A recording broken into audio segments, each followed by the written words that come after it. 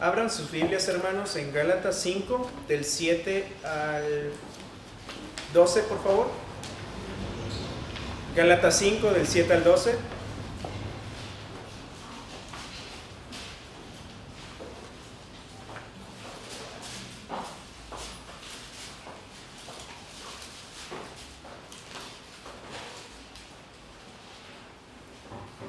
Gálatas 5, del 7 al 12.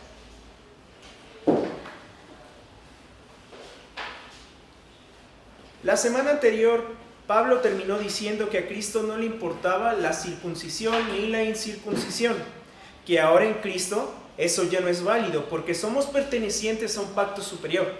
Y Pablo explicó que nosotros también, al igual que el pacto abrámico, tenemos algo que nos distingue, algo que nos hace diferentes, una marca en nosotros, al igual que la circuncisión, pero en nosotros no es visible para el ojo humano.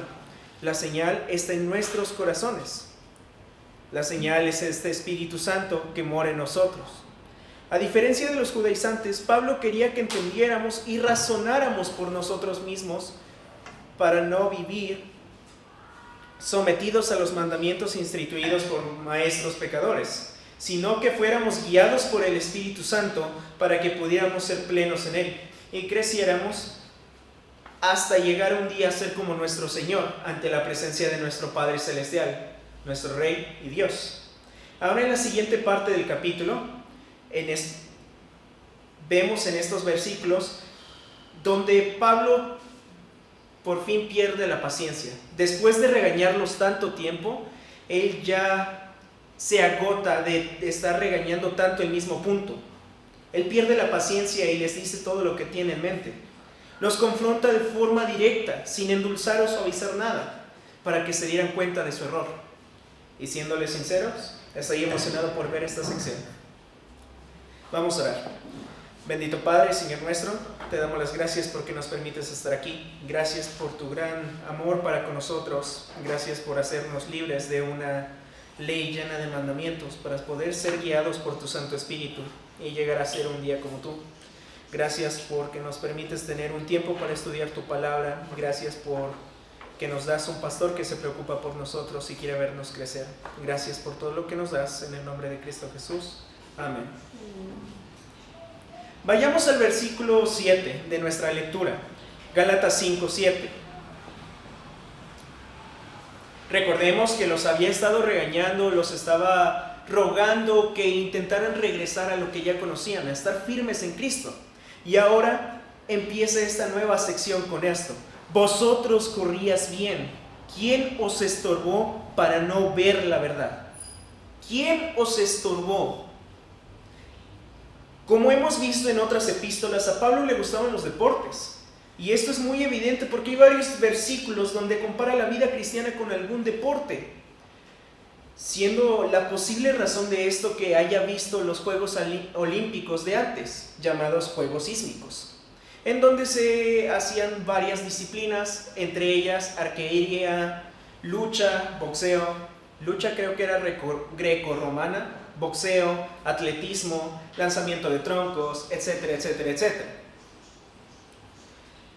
Entonces Pablo tomó partes de esos ejemplos para usarlos en sus epístolas. Una muy evidente está aquí, otra en Corintios, y asimismo el escritor de Hebreos, que no sabemos quién es, hizo una referencia a un deporte también, al igual que Pablo en este pasaje. En la antigüedad los Juegos Olímpicos eran algo muy importante. Gente de todo el mundo se reunía para poder competir. Por eso es tanto el impacto que hay en Pablo. Podemos ver en 1 Corintios 9:26 una de estas referencias a algún deporte. Para no gastar un poco de tiempo en ir a buscarlo, se los voy a recitar. 1 Corintios 9:26 dice: así que de esta manera corro, no como para la aventura, así que de esta manera peleo, no como quien golpea el aire. Tomando estas dos referencias, atletismo y boxeo o lucha.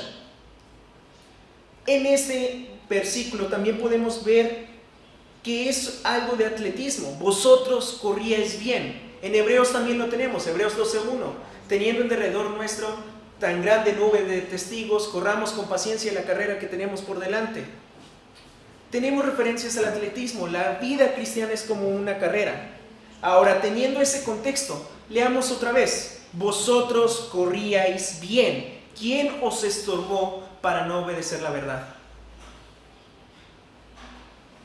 Ahora, comparando la vida cristiana con una carrera, a Pablo le surge una pregunta. Si iban corriendo tan bien, si tenían tan buen paso, si iban teniendo tanta libertad, si iban corriendo a buena velocidad, si iban corriendo bien, ¿por qué se cayeron? ¿Quién los estorbó? ¿Quién hizo que perdieran el ritmo? ¿Por qué ya no están corriendo como antes? Como habíamos mencionado anteriormente, Pablo expuso el Evangelio de una manera completa en Galacia, de una manera más que excelente. Fue una forma tan completa que no cabía duda o cuestionamiento a lo que Pablo decía.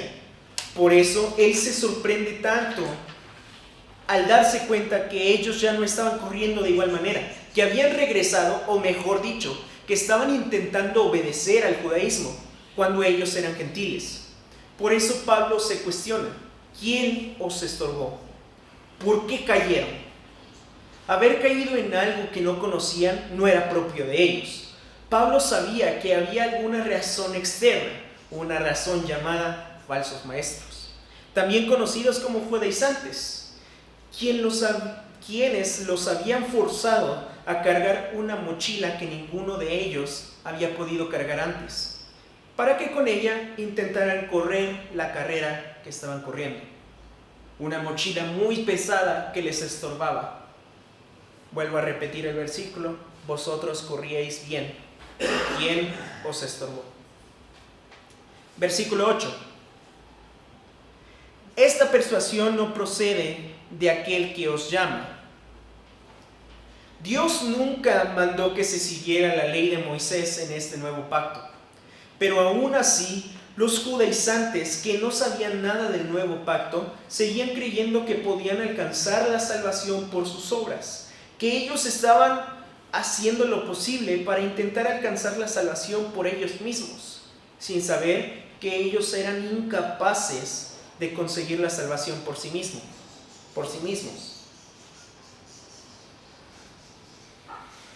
Haciendo que los demás intentaran seguir algo que tampoco podían seguir, intentar alcanzar algo que nadie podía alcanzar. La única persona que pudo alcanzar la salvación por medio de la ley, y no por medio de la ley, sino por gracia de Dios misma, fue Jesucristo. Él cumplió la ley y la abrió para que nosotros pudiéramos ser salvos por medio de la fe en Él.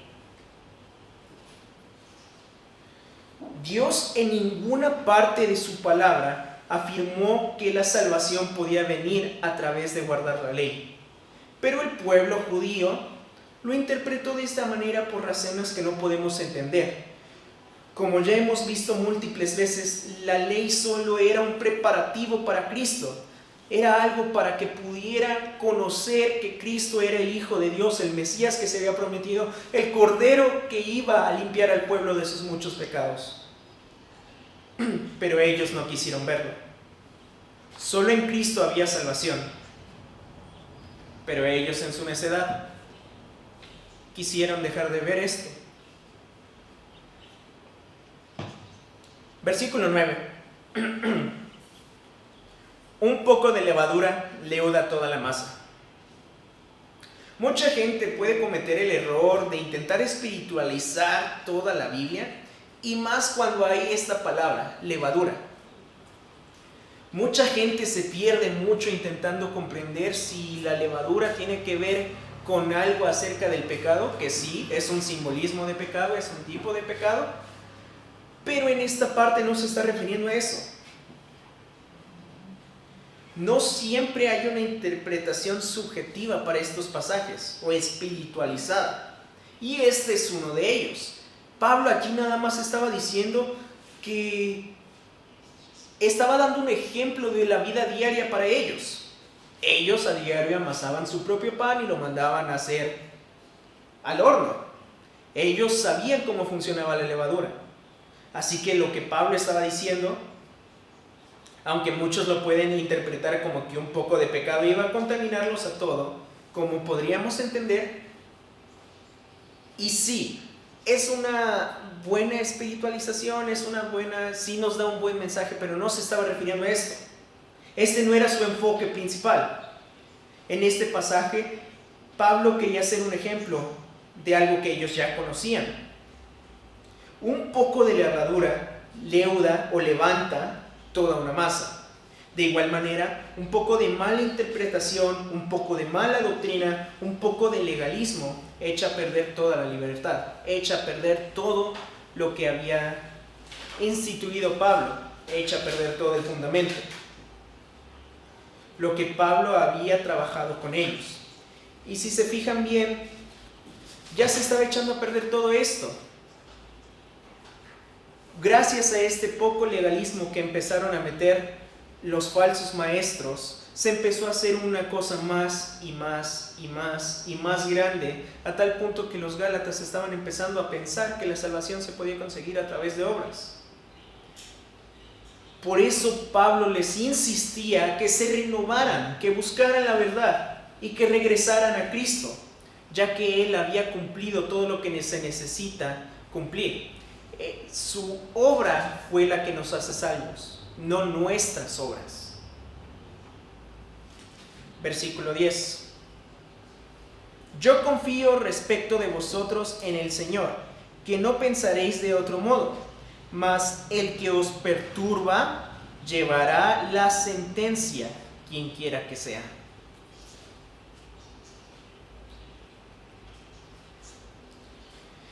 Pablo confiaba en los gálatas. Él sabía que ellos se darían cuenta de su error y cambiarían de parecer. Él sabía que tenían al Espíritu Santo. Él sabía que eran salvos, que esto nada más era un tropezón, no que iban a quedarse ahí en el suelo, que ellos iban a cambiar de parecer y que iban a poder regresar a la libertad en Cristo, que ellos regresarían a la verdad. Él estaba seguro de que si eran salvos, Dios los libraría de caer en herejías y seguiría trabajando en ellos para tener su crecimiento espiritual completo, confiando en que aquel que empezó la obra la terminará, como menciona Pablo en Filipenses 1:6. Pablo estaba seguro que este error no venía de los gálatas, sino que venía de un enviado de Satanás para perturbar el crecimiento de los débiles, o neófitos, hermanos de Galacia. Y sabía que aquella persona iba a pagar el castigo por hacer caer a uno de estos neófitos de Galacia. Y se nos advierte muy bien en Mateo 18:6 y Lucas 17:2 que cualquiera que haga tropezar a uno de estos pequeños, refiriéndose a los nuevos en la fe o neófitos, mejor le fuera que se echara al mar con una piedra de molino en el cuello. Dios iba a devolverles sus obras a los falsos maestros, porque como podemos ver más adelante, todo lo que el hombre sembrare, eso también segará, según Filipenses 6:7, según Gálatas 6:7. Y terrible cosa es caer en manos de un Dios vivo, Hebreos 10:31. Versículo 11. Y yo, hermanos, si aún predico la circuncisión, ¿por qué estaré padeciendo persecución ahora? En tal caso, se ha quitado el tropiezo de la cruz. Gracias a esta y otras evidencias, podemos ver que los judaizantes estaban diciendo que Pablo había claudicado o se había retractado de predicar sobre la cruz y que había regresado a predicar sobre la ley. Y como era necesario guardarla con todo lujo de detalle y las reglas extra que le habían agregado los maestros. Pero Pablo, con mero uso de lógica, hace que las iglesias de Galacia abran los ojos. Si Pablo estuviera de acuerdo con todos estos falsos maestros, entonces, ¿por qué lo iban a perseguir? ¿Por qué correría tanto peligro? ¿No sería mejor que le apoyaran si es que estaba predicando como ellos estaban predicando? Una vez más, los gálatas se dieron cuenta de su falta de lógica debido a la seducción de los falsos maestros. y se darían cuenta que Pablo tenía razón.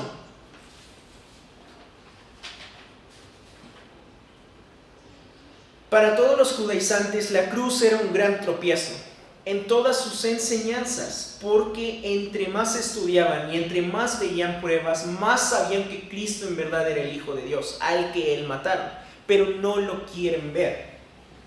Lo conocen, mas no lo quieren aceptar. Por eso, muchos de estos fariseos, como Nicodemo o José de Arimatea, fueron salvos. La cruz era una señal de que ellos no podían cargar el peso de sus propios pecados en sus hombros. Y es por esto que Cristo tuvo que cargar el pecado de la humanidad en sus hombros, en su lugar. Versículo 12. Ojalá se mutilasen los que os perturban. Pablo ya estaba harto, estaba hastiado, estaba molesto de tener este mismo problema en todas las iglesias. Toda esta discusión siempre era el mismo punto. Los nuevos creyentes se tienen que circuncidar, tienen que seguir la ley, que el otro. Y él les dijo a los judaizantes, ya harto de todo: si tanto te molesta la circuncisión o la incircuncisión, y si te crees más santo por la circuncisión, mejor corta todo por completo, así no causarás más problemas. ¿Te crees más santo por la circuncisión? Mejor córtate todo y bajo tu lógica serás aún más santo así. Si te causa tanto conflicto, mejor corta el problema de raíz, así no procrearás a más gente que piense como tú. Pablo estaba ya harto de todos estos falsos maestros que obligaban a la iglesia a hacer cosas que Dios no había pedido. Y Dios también está harto de las iglesias que hacen lo mismo. Y sí, lo dijo muy claramente en Oseas 6:6 y en Mateo 9:13. Misericordia quiero, no sacrificios vacíos, no cosas que yo no pedí. Dios quiere corazones obedientes, que busquen agradarle, no a cristianos que todos los domingos vengan con traje de colores claros y corbatas todos los domingos. Dios busca corazones arrepentidos, no cabello corto y cerrado y zapatos cerrados. Dios busca gente dispuesta a ser transformada, no gente que quiera seguir un reglamento. Dios busca gente que quiera ser guiada por el Espíritu Santo.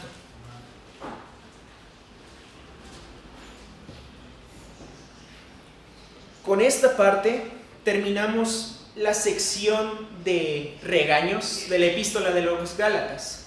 Después de esto viene meramente la parte doctrinal de la doctrina.